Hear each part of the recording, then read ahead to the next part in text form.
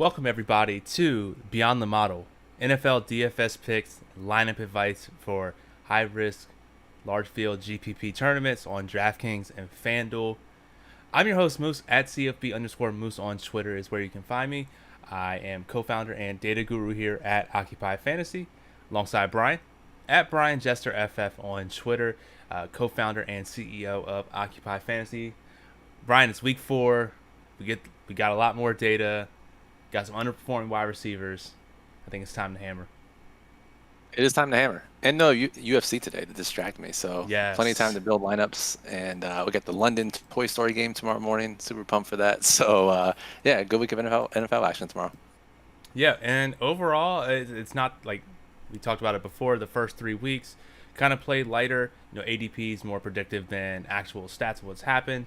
Now that we get into week 4 and, quarter through the season and stuff, now we're actually starting to rely on past data. ADP is becoming less and less. So it's pretty awesome. Got some really interesting stacks. When I was looking at them earlier in the week, I'm like, oh, God, this is going to make a great show. And either I'm going to lose all my money or win all the money. So it's going to be great. I love it. Yeah, I agree. I mean, some of this, I think the most obvious stacks, they're a little further down our own personal rankings, my rankings and your rankings. And a lot, when I say a lot, I think all of our underperforming wide receivers this week are under 10% projected ownership. So it's a really good high risk, high reward week, I think, based on what we're about to talk about here. Absolutely, yeah. And so if you're new here, this show's called Beyond the Model. We have the Occupy model up on our website at occupyfantasy.com. It's a high risk model, ranks every player on the slate. This takes it just a little bit step further and talks about some things that not necessarily the model doesn't incorporate, some of our personal feelings, some of our personal stacks, and just high risk contest selection, just basically just shooting shit for 30 minutes about some stacks that aren't necessarily recommended in the daily plug, which is our daily write-up, or weekly write-up, or that's really high in the model. We're kind of just finding things. We always talk about, Brian, if we find a reason to like something, we should play it. And that's kind of what the show's about. Absolutely. In this day and age, you've seen my threads on Twitter by now. I'm probably trying to find beyond the projections where we can get some edges, and I think there are a couple here today. I was watching some tape this morning for tomorrow night's game and the Kansas City game. I think there's some edges there, but this is the main slate show, so it is live. If you guys have questions, throw them in the chat box here to the right of the YouTube screen, and we'll answer them as we go along. Absolutely. And before we start going into stacks, we do have the first question here from Jose Morales. It says, if you're only playing one lineup, single entry on DraftKings, early slate only, who would you recommend for quarterback? Early slate only, single entry GPP. I mean, that's 9 of the 12 games, if I'm not mistaken. So let's see here. The only quarterbacks that we're considering for our primary stacks that are recommended stacks are probably just that Chargers game, maybe Brock Purdy as well. So I think the most popular, or the quarterback that most people go to in a stack environment, is Tua or Josh Allen in that high total game. But I think it's probably one of the first or second stacks that you and I will talk about most that we recommend the most. Yeah, are we talking about the Indianapolis and Rams? Is that the one That is one.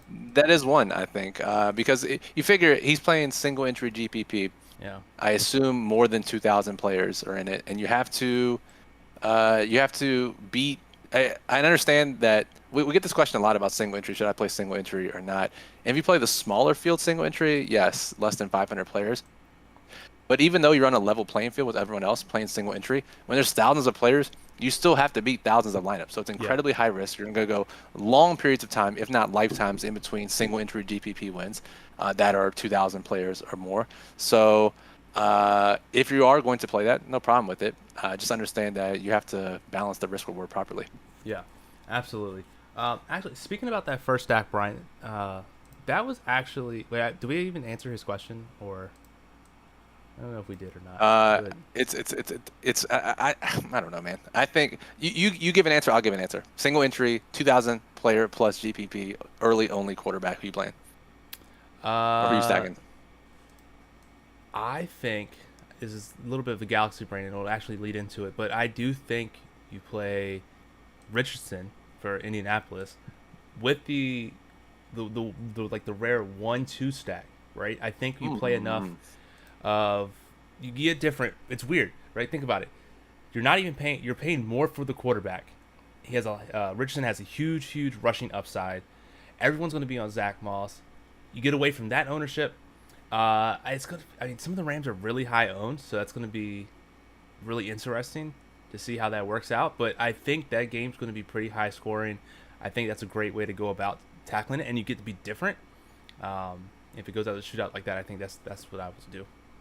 Yeah, I don't think anyone's gonna 1-2 stack that, so I like that answer as well. My answer is going to be Russell Wilson, and we'll talk about that here in a second too. So you mentioned this game, so you mentioned the Rams and Indy. Is that your number one ranked stack for you this week? It is, yeah. That's actually number 1 and number 2 team. Normally it doesn't show up like that. When I first looked at it, I said, I don't know what this is. And you know, it's always interesting when you have a quarterback who is coming off of multiple weeks of an injury. How is he going to play, especially for concussion? And he's a rushing quarterback, so there's some hesitancy there. You have Zach Moss, like I said, who's been absolutely crushing. I don't know how that's going to fade out. He's, I think, 4th or 5th in our model. So I think there's a couple ways you can actually play this game. I talked about the 1-2 stack with Richardson, maybe 1 or 2 from the Rams. You can go full Rams, maybe bring it back with Zach Moss, play that concept that maybe Richardson's not going to run as much, or you can play with the passing game as well. Maybe, but I wouldn't do if I'm doing a 3-something stack, I would only do that on the Ram side. I necessarily wouldn't do like a 3-0 Indy stack just because there's so much rushing upside with Richardson. So I think you could do something like Richardson, Pittman, bring it back with anyone else. But there's also Kyron Williams, who apparently just plays 4,000 snaps a game. So there's a lot of people who have a lot of opportunity to score a lot of points in this game, and I think that's why it's ranking high for me. I mean, I agree with everything you said. I don't think you could have said any better as far as building lineups and where ownership is going to land. And Rams general manager Les Snead came out and said, okay, maybe we need to pump the brakes on Kyron Williams a little bit, 96% and then 100% of the snaps. We thought that was going to happen last week. Clearly it didn't. They played him even more somehow. But either way, like even if they drop him down, he's going to play like 60-70% of the snaps on a great offense. They're throwing him the ball out of the backfield. But I think the most important thing about this stack is for the Ram side, especially, like Richardson, obviously easy play. He's back, rushing upside through the roof, like you said. Matthew Stafford, on the other hand, we have projected as 6% projected ownership, and I think anyone who had their eyes open during the Monday night 2-game slate, they may be a little skeptical in playing Stafford this week because once that mid-game injury happened to their left tackle and they brought the backup in, they didn't adjust, and he was just getting beaten every single play, and they had 0 time to throw, right? We always say mid-game injuries to important positions, corners and offensive line especially, are extremely difficult to come back from mid-game and adjust, right? We saw it. One of the prime examples I think of is the Seattle-New England Super Bowl, where Seattle lost 2 corners during the game, and a lot of our props went down because we were anticipating the top 3 corners for Seattle playing, and because the backups had to step in unexpectedly, they had to rearrange. New England receivers went off in that Super Bowl. This is dating us, by the way, many years ago.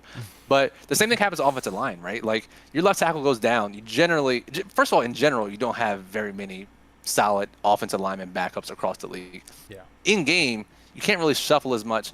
But Jordan Rodriguez, who we talk about often, one of the most tuned in beat reporters in the league for the Rams, she mentioned this week they have a much better contingency plan. They don't expect the left tackle to play. He's a game day decision. We'll find out tomorrow morning. If he does play, fantastic. But what they're doing is they're actually kicking out one of their guards to left tackle, which they've done before in the past, and they're actually bringing up a guard off the practice squad, which they couldn't do last week because he wasn't on the roster, so they couldn't do this arrangement mid-game last week. Now they have a plan. If Jackson can't go left tackle, they'll kick out Noteboom to left tackle, bring up this guard. Much better plan than what they tried to do last week, leave that backup left tackle on an island. That guy won't even play this week. So if you're worried about what happened Monday Night Football, just know that they do have a plan. And I think this game, ripe for shootouts. Tutu Atwell is one of our underperforming wide receivers. He's one of the rare underperforming wide receivers who has only underperformed his expected points by a point or 2, which goes to show that he's been performing, but we actually expect him to perform even more, and those guys have breakout games too. So I love 3-0 stacks, 3-1 stacks on the Rams side, and I like Richardson stacks, like you said, Moose. Absolutely, yeah. I mean, looking at my notes here, the one thing that is concerning, right? There's some offensive line injuries with Indianapolis, but I think if you're the way you play it, I think it doesn't necessarily matter too much. I think playing with the rushing upside the way Richardson plays. I think it's not going to affect him as much as someone like Stafford, who has to constantly, there's no rushing upside for Matthew Stafford. I say that as he rushes. What does our mom say? Why is he standing? I know, but what does our mom say when she bets on a quarterback and he gets sacked a ton? So why is he standing like a statue in the pocket? Yeah, that's Stafford. Richardson, in college, was known for his sack avoiding abilities, and like you said, it's going to be rush. You're playing him more for the rushing ability, not the sitting back and dropping back 50 times. So I agree. I think it's definitely less of a concern on the Indy side, despite the 2 injuries they do have. absolutely. Before Brian, I get to your next stack that you want to talk about, we do have a couple questions. First one here from Nicholas says, is Stafford Puka stack run back with Moss okay on FanDuel? Yeah, I mean it's pretty much what we talked about. I think so. Yeah, that's perfect. Ed, what's up? He says, what's up? The underperforming wide receiver looks rough this week, but let's talk Claypool being the gross diamond in the rough this week. I don't know what you think about that. You're not going to find me playing the wide receiver 3 on the worst pass volume offense in the league. If it works for you, Ed, congratulations. I won't be playing him. The only thing I have to say about Claypool is the absolute gem of a quote. The dude's just trying to get run out of the league. Listen, man, I like guys who don't respect authority necessarily, especially diva wide receivers. Like, we like those guys, but you have to back it up in some ways. They flat out asked him, said, Chase, do you think the coaches are using you right? A diplomatic answer would have been, we're trying to do the best we can, blah, blah. He just flat out shook his head and said, I don't think they are, no. And, that's not great. We'll see. I don't think that's going to cause them to change their minds and play him in a different way. Overall, I do like that game, and we'll talk about it here soon. Definitely. Dan says, how important is it to add up projected points when building a lineup? Is there a number we should look for and trust game environments more for large field, milling makers, etc.? Brian, I'll say that actually when I'm building lineups, sometimes what I'll do is, if I'm trying to see sacks, and I'll run 300 in the lineup builder and I'll see things. I'm not necessarily sorting by projected ownership.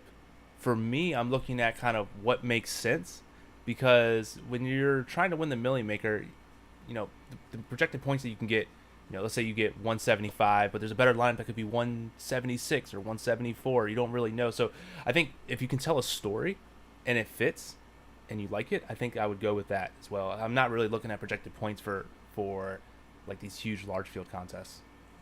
Yes, I agree, Moose. So for low risk contests, Dan, yes, you're trying to beat half the field. You want to maximize projected points. That is number one. But in large field contests, you're really not trying to maximize points. And this may sound crazy unless you think about it for a little bit. You're not maximizing points. You're maximizing win probability. So if everyone busts, you could win the Millionaire Maker with 97 points. That's probably not going to happen. But you, the individual, probably much more likely to win a Millionaire Maker when it's lower scoring than when it's higher scoring. Because when it's higher scoring, that likely means more chalk has gone off, more higher owned players have scored well. So really, you're trying to maximize win probability, right? How can I build lineups that are going to win when X, Y, and Z happens, as opposed to how can I make the most amount of points? Because that's what most of your opponents are trying to do. If that's the case, you would just play all the high-owned players. Yeah, exactly. Because NFL is a rare sport where it is once a week, and so you have, generally speaking, the ownership is going to condense to the best plays. So, yeah. Let's see here. Question here from David says, any good qualifiers on FanDuel besides WFFC tickets? Yeah, so obviously we love talking about the fan championship qualifiers. We mention it every year. A lot of our Occupy members qualify and get tickets, and we love racking up those entries the entire season and then playing that December contest. If we look this week, I'm just looking now just to see really quickly on FanDuel if something sticks out to me, if my freaking FanDuel would work, which is a low bar. All right, let's see here. The Deuces Wild is always good. If it's in your bankroll range, it's the 2K ticket. If you play NBA, they have the NBA Epic Monster. Really, for me, I would be trying, if you play NHL, the cross sport satellites are always good. But really, it's the fan championship, and if the bankroll allows, then the Deuces Wild. Makes sense. And then last question here, Brian, we'll go to your stack from Dylan. Says, need big upside, full PPR, start one. Dell, Hopkins, Hollywood, Michael Thomas. Of course, his opponent played Montgomery. I'm leaning Dell, but maybe with Michael Thomas too, because he gets a lot of red zone looks. Brian, I think Dell there actually, right? I will say DeAndre Hopkins. And one, I will sympathize with you, Dylan. There's nothing worse than playing a head-to-head, and your opponent has a player that goes off on Thursday, and you're sitting there staring at that for 3 days until Sunday. I understand the feeling; it's terrible. But DeAndre Hopkins is one of our underperforming wide receivers this week. For those who don't know, these are guys who have seen a lot of opportunity in recent weeks, but haven't necessarily capitalized. Generally means they're due for big games. And what I like about Hopkins, particularly this week, Moose, we always look to find those contextual factors to add into the underperforming wide receiver recipe. He is fully off the injury report. He was dealing with that ankle sprain for a couple weeks. Didn't practice much. Practice this week, not even listed on the injury report. So he's fully healthy. That's great. Number 2, Treylon Burks, the other wide receiver. He is out. It's really just going to condense on DeAndre Hopkins. I'm a big fan of Hopkins this week, and I think I would play him over those guys, especially if I needed the upside. Yeah, that makes sense. Cool. All right, so we talked about my first stack, Brian, the indie game. What's one of your top stacks that you want to talk about? I have 2 top stacks. I know Chris wrote about one for sure, and I think you probably agree with one. That is Las Vegas and LA. We still have to find out about Jimmy Garoppolo. I haven't seen any news. Normally, I figured we would get some news around 4 p.m. Eastern. I personally haven't seen anything. If anyone's seen anything about Jimmy G, put it in the chat. If he plays, I like this stack a lot more. If it's Hoyer who's starting, which the Athletic believes is going to start, not the rookie Aiden O'Connell, which everyone in the entire world is calling for instead of Brian Hoyer, that makes the stack a little less appealing. You can still play Chargers 3-0s in that sense, right? So Mike Williams on injured reserve, unfortunately. Keenan Allen's going to dominate number 1 targets there. But now we have Joshua Palmer, Quentin Johnston as cheap secondary pieces, Gerald Everett in a great tight end matchup, not running a ton of routes, but gets targeted when he's on the field. So I think that's one. The other one that's interesting to me, Moose, is we've been rushing to play this game, or this team at least in their environment, the first 3 weeks, and that's Minnesota. Minnesota and Carolina. I think everyone would have liked Andy Dalton, given how he performed last week and raising the floor of the offense. They would have liked him to play over Bryce Young, but it is Young playing this week. But our model still likes a lot of these guys, and it's a pretty cheap stack. Yeah, and as Dot Betts put here in the chat, he says he literally just got ruled out for Jimmy G, so definitely do not look inside. Yeah, so let's monitor beat reporters, and let's also be fair. The Raiders have, while we praise many beat reporters, the Rams we talked about earlier having a great, specifically one beat reporter. Raiders historically not that great, just not caring about fantasy in any sense. So we'll find out here shortly. I'm sure we'll find out overnight. We all prefer O'Connell, and I would actually stack O'Connell, like a competent quarterback that played well in the preseason. We would stack him and feel okay about that game stack. If it's Hoyer, I think I would just limit myself to the LA side. But what about you, Moose, on the Carolina-Minnesota game? Obviously, we prefer the Minnesota side. I think Carolina is probably a little crazy to stack Bryce Young. Yeah, I think it is a little crazy. Just looking here at my rankings, the Carolina side does get it a little worse than Minnesota. But it's weird. I mean, you have Justin Jefferson, second highest rated in the model, has done some well, but you're looking at on tight end, TJ Hawkinson, number 1 tight end by a wide margin. A little expensive, but I think there's so many ways that can go. I actually don't think you can. I think you can stack both sides. Overall, I like that stack. I think it's probably a better stack for like these 100-player leagues, maybe 1,000 player less single entry. I think that's a perfect. I like to use this term middle risk, where you're not risking. Yeah. You basically have to win the contest to do anything.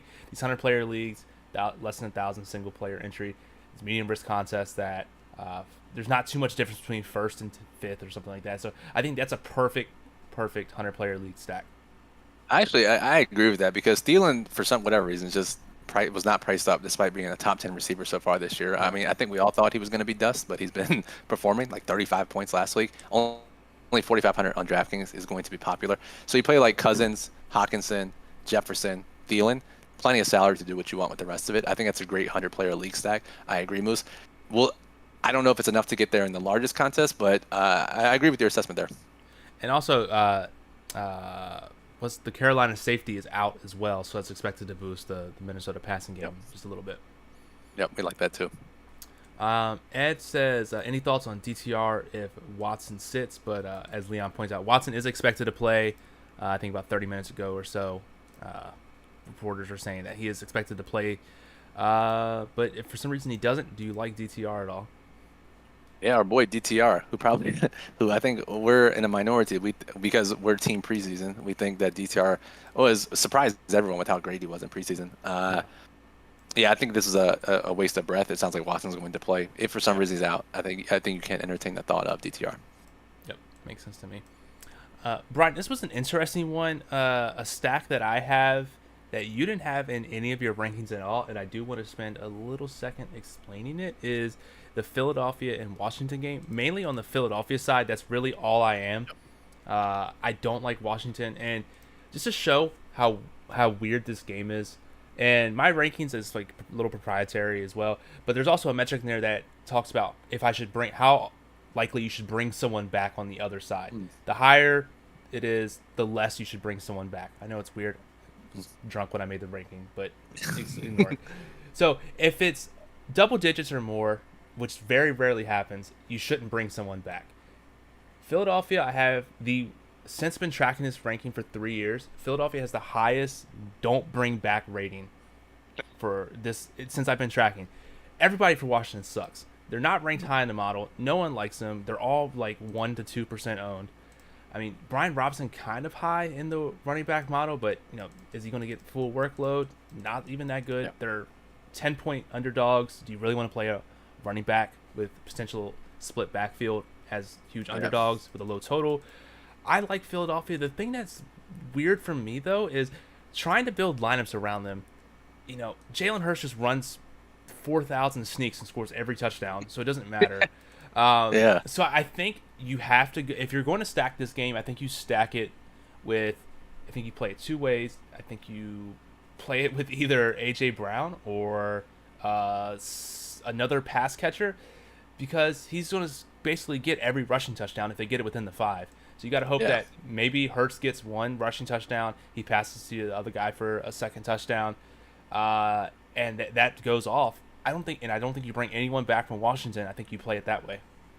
I think that's fair. That's totally fair, Moose. I mean, there's nothing more frustrating when you do fully stack. I just don't think just the way they play their offense isn't conducive to fully stacking like we see with them and the other teams. I think a 2-0 stack is perfectly fine. We see 2-0 stacks win all the time. Yeah. I totally agree there. If we look at Hurts, he's number one in the mile, and they are double-digit favorites. Once we hit past the 7-8 point mark, that's when we start to see no bringbacks be more plus EV anyways. So I like that call, and it's great timing because as you talk about that, two separate but nearly immediate comments in the chat about Swift being too cheap, playing him in Philadelphia defense.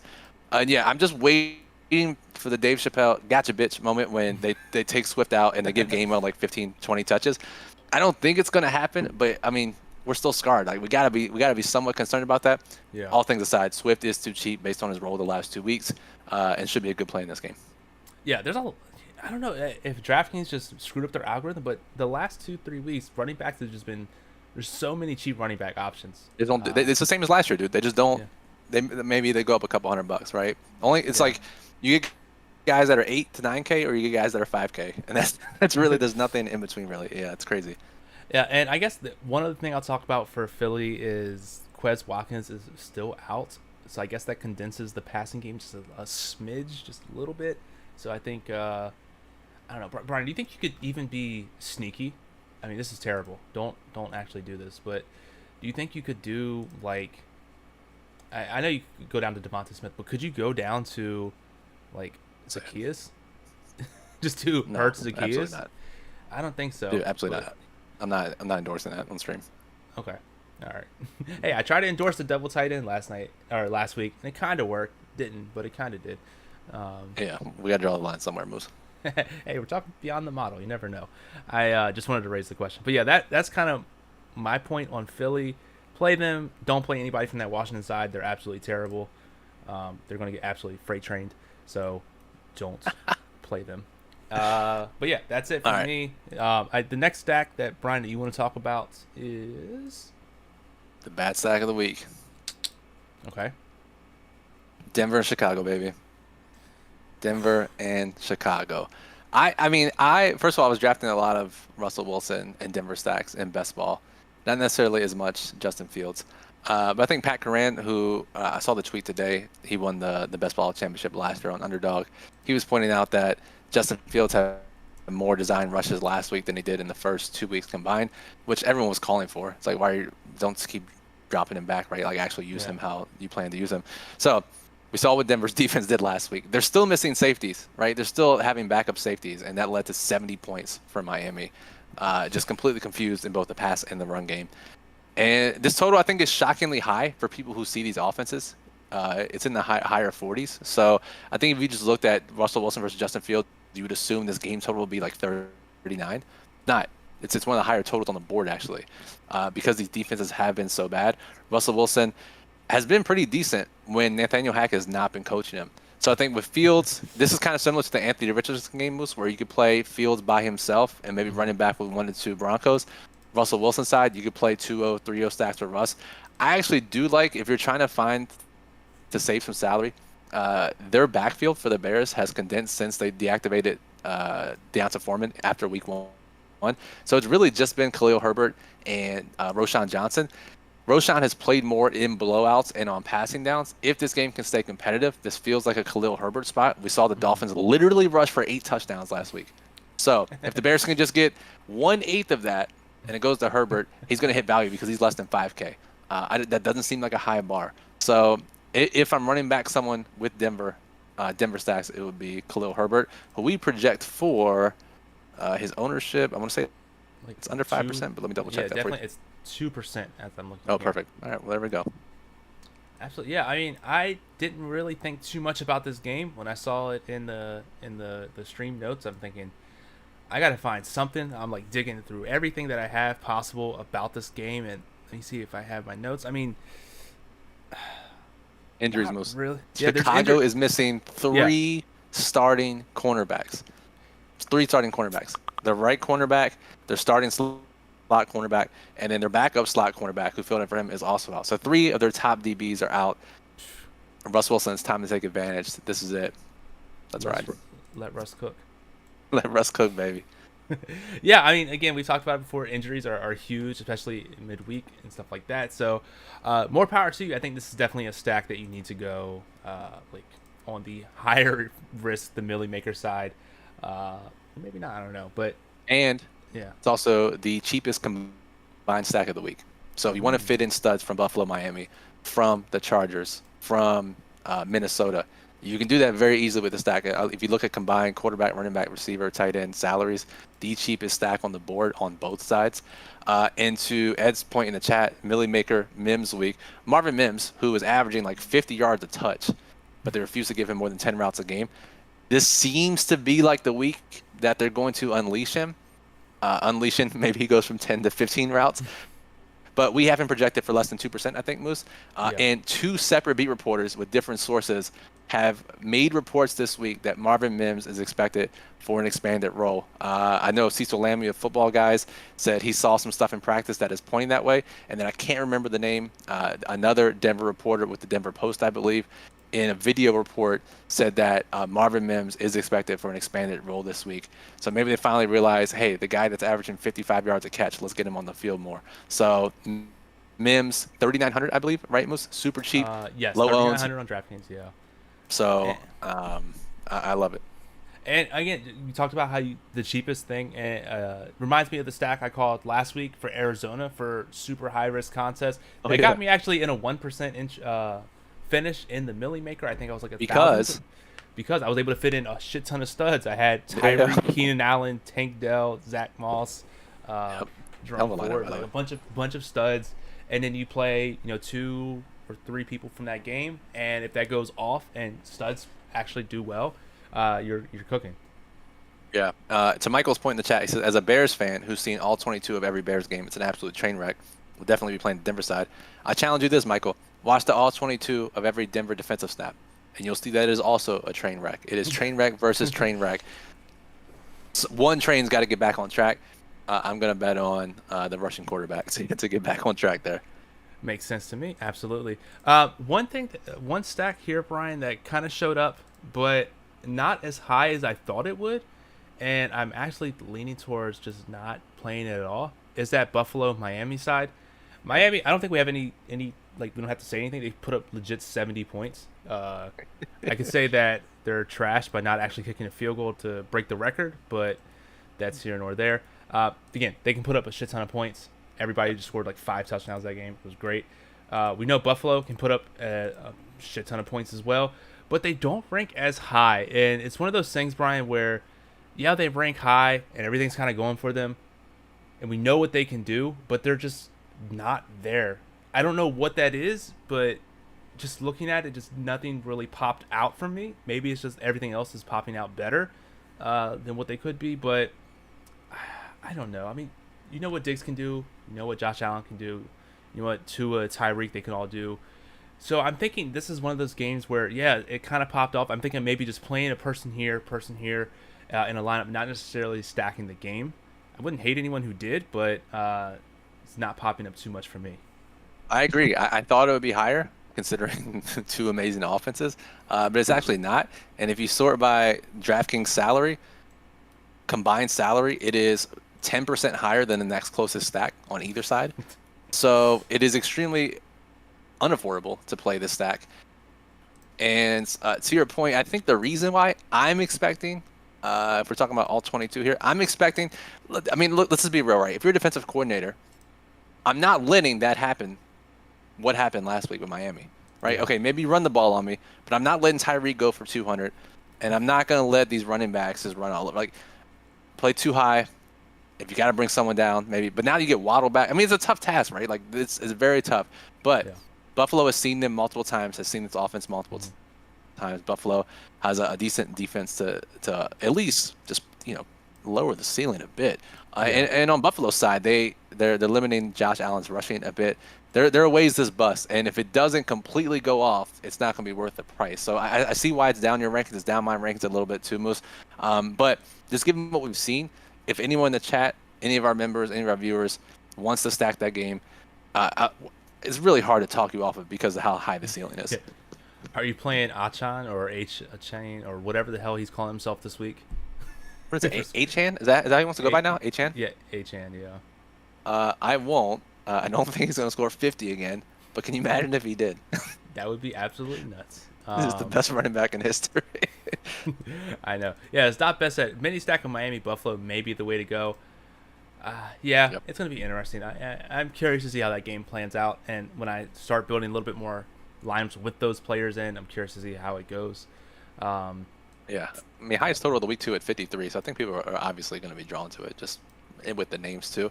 I just want to look at the receivers' ownership really quickly in our model. First of all, running back, we have James Cook 8% on DraftKings, Mostert sub 10% despite scoring 50 points last week also.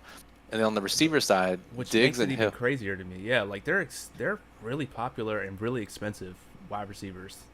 Yeah, so Diggs 13% and Hill 12%, which still isn't crazy, right? Because if you look at the grand scheme of things, Keenan Allen 25%. And I think the field obviously is picking up on this pricing.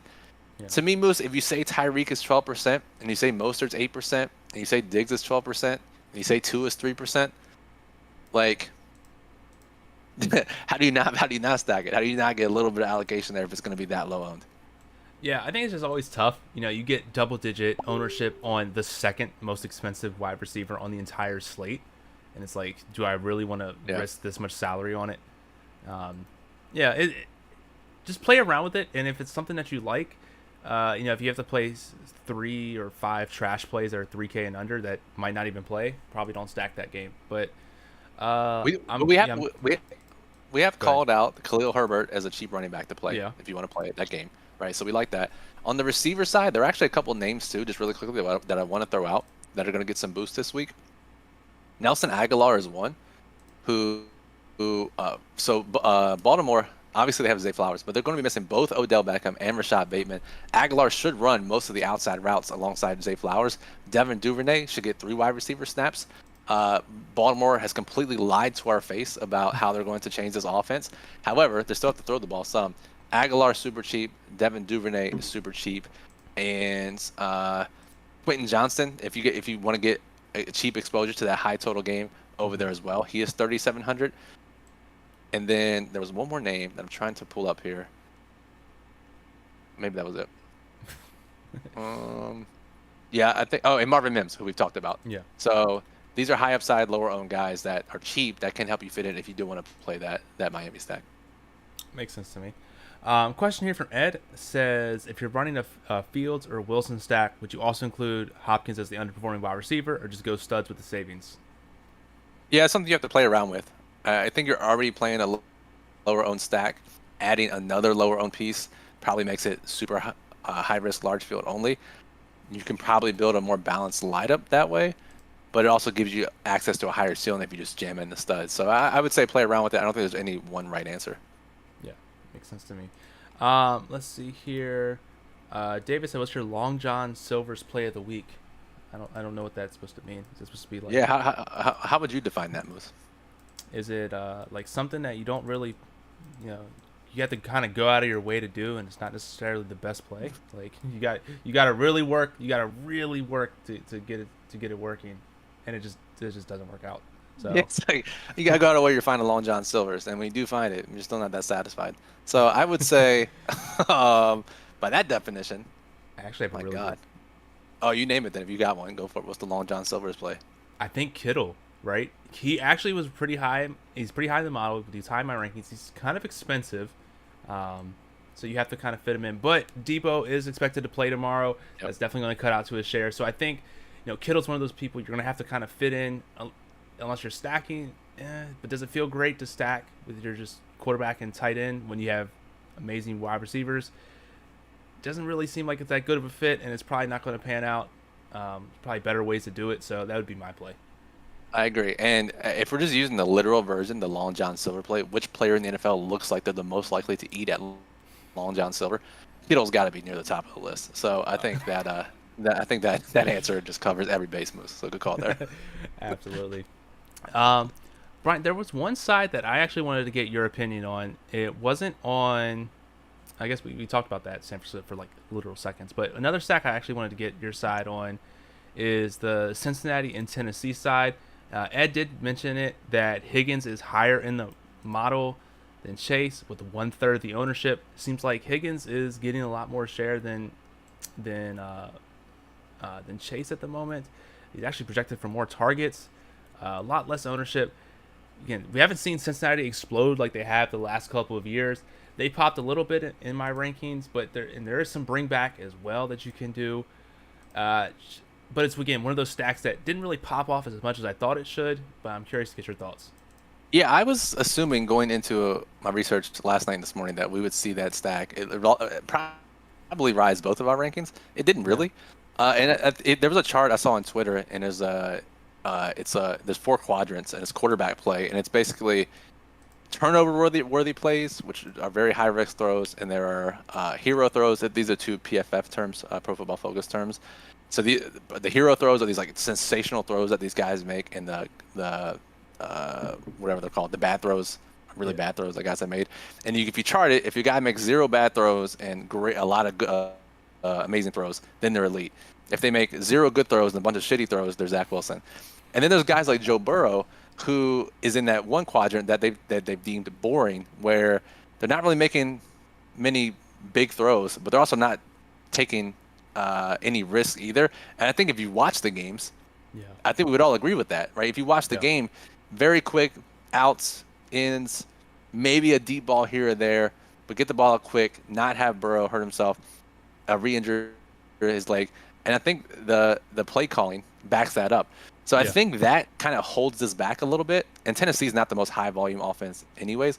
What I would rather do is just mini stack the 2 underperforming wide receivers, get our exposure that way, D-Hop and Higgins. And to Ed's point about Higgins being lower owned than Chase, I love playing that zigzag type of theory with these 2 stud receivers on teams. A.J. Brown, Devonta Smith is one. When one guy goes off, generally there's a consensus to get the other guy the ball more the next game. We've seen that very often, and Higgins being an underperforming wide receiver is just icing on the cake for that team. Yeah, absolutely. And as you said, I've watched every Cincinnati game from start to finish, as well, like analyze them as well, and you just described it perfectly. They're just it still hinders me from that very first report, that week 1 when they said Burrow is 100%, but he's having trouble moving in the pocket. That's not 100%, and he's still. Not. That's literally not 100%. And I've watched every media report, follow all the beat reports, everything like that. The same thing. They're like, he's fine. He's great. He's basically 100%, but he's not. And he's, we don't want him to get hit and move. It's like, well, there's so many weird answers that they're saying for the Cincinnati team that I don't know if they're hiding something or what's going on. He's just not. He's just trying to power through it, and yeah, can't blame him. Like they were 0-2, right? But he's not 100%. So let's just be honest with ourselves. Yeah, the play calling indicates that if he was 100%, they wouldn't be doing this dink and dunk offense. Exactly. Yeah. So mini stack, absolutely love it. Higgins, and he paired up with literally anybody from Tennessee. You're looking good. I think that's the way to go. Stack it that way.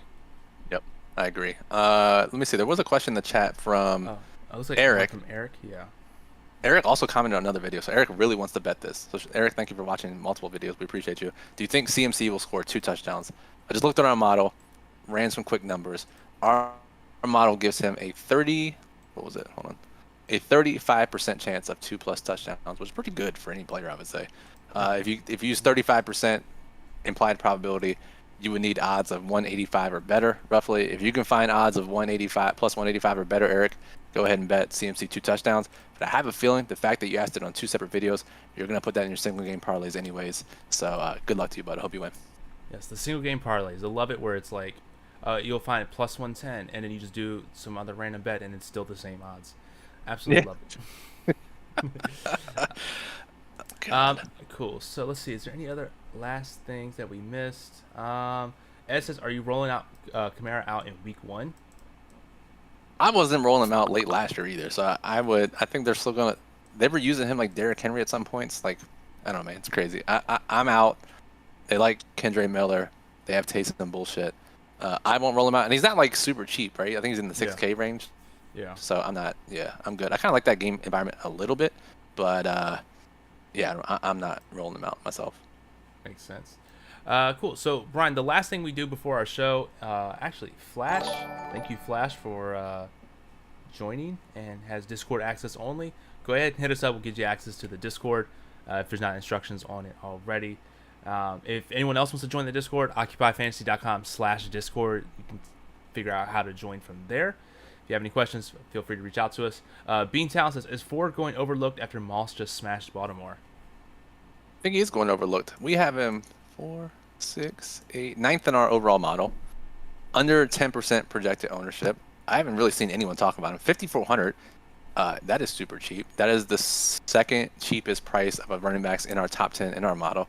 And I agree. They said he's the guy, right? They signed Hunt, but they have said Ford is the guy. And usage pretty much dictated that last week and justified that. So, yeah, I agree, Beantown. I do think he is going overlooked. And, oh, yeah, you said Flash Gunstop. So, yeah, Flash, thank you for becoming a member on YouTube here. Thank you. Definitely. Cool. So the last thing we talk about, Brian, is these like low-owned, cheap wide receivers that we think can get a score. Whatever. We still haven't figured out a name for it yet. But 5K we need or less. We need the Long John Silver's version of this. Is it the Chick-fil-A receiver of the week? I know Chick-fil-A is canceled in some circles, but I don't know. I think. Do you have another option that's better? I was gonna say that, and I feel like it would sue us pretty quick if we actually just like tagline that. But yeah, I mean, we're not gonna tagline any of these. These are just between us and the viewers. No one's gonna snitch on us, I think. Hopefully. Until it doesn't hit. But yes, so the Chick-fil-A wide receiver of the week. All right, go out. You don't even have to go out of your way because there's so many of them. At least in our area, there are. And they got a solid cheap. hit rate, dude. Very good hit rate. Very, very good. Not much you can go wrong with them. Easy to fit in any meal, any time of the day. This wide receiver, for me, again, 5K or less on DraftKings, 5% less ownership. Again, on DraftKings, I'm going Quentin Johnston, with the Chargers, with Mike Will made it out for the season. Someone's got to step into some sort of passing role. I don't think Keenan Allen's going to get all of it, and that's going to be my pick. All right, I got a name for you, and he's going to be less owned. He's actually top of the model when you put in these qualifiers, less than 5K, less than 10% owned. Okay. And that is Robert Woods of Houston. He is also an underperforming wide receiver. Rightfully, everyone is going to want to play Tank Dell. Everyone is going to want to play Nico Collins. However, I'll give you some reasoning on why to play Woods here. Woods Woods has the lowest average depth of target of these three players. And the fact that he's a low average depth of target and is an underperforming wide receiver is a pretty big testament to how much he's been underperforming. And I wouldn't say it's because he's over the hill. He's actually looked pretty decent when he's been on the field. And if I'm looking at, just trying to pull, there's 6,000 things I'm trying to look at here. But if you look at expected fantasy points for Robert Woods, expected to have scored nearly 38. He scored just about 30 so far. So he's not super underperforming, but underperforming enough. And the biggest deal for me in this game, people are going to go back to Houston. CJ Stroud's been great. The offense has been surprisingly pass heavy. However, they're now down more offensive linemen. They were down to third string guys before, and it hasn't really bit them too much. Jacksonville last week doesn't have a great pass rush. Pittsburgh, I don't think you can say the same about that with TJ Watt. They're down another offensive tackle. They're down like literally 6 guys. They've been patching it together. It's been working. But you got all these backup guys, and you got TJ Watt licking his chops on the other side. It's going to be a bad day for Houston's offense compared to what they've been seeing. And if they get more pressure, they're going to have to throw quicker, shorter routes. That benefits Robert Woods. So Robert Woods is a long way of saying he is my Chick-fil-A call of the week. That's a great thing. Yeah, if you have any questions, I think this is about on a 15, 20-second delay. If you have any last-second questions, go ahead and get them in. If not, that might be it for us. There's no UFC, so no UFC content this week. Chris will be on the Discord tomorrow. .bets also has his show as well tomorrow. .bets, if you want to say something in the chat, so people can go ahead and get notified of your video when it goes tomorrow. That'd be cool. If you're in here, Daily Plug is up. Occupy Model's up. Brian, did I miss anything content wise? No, I think that's it. There's the London game tomorrow. We do have projected ownership in the model and the lineup builder for that. There will not be a plug or video before it because, frankly, we're just not waking up early enough to do that shit. Sorry, guys. Yeah. So, but we got the model. We got the ownership in there for you. Jack and I did the ownership for that game. So that is up. You can build lineups for it. The Sunday Daily Plug will be out tomorrow afternoon, the Sunday Night Daily Plug. And then I'll be back Monday with the Monday Night video, which been catching steam. Everyone's been hopping on, watching those videos, so make sure you catch that on Monday too. Makes sense to me. And yeah, as .best says, 9 a.m. Central Time. I don't know how to do math. Tomorrow morning, driving to prop spreads and anytime touchdowns. It'll be on his channel. So go ahead, check out .best channel after this. If you like what you saw here, definitely go ahead and give us a like. If you're not subscribed, subscribe and hit the bell notification to be notified of any future videos that we do. But until next time, Moose and Brian from Occupy Fantasy. Have a good night. Good luck.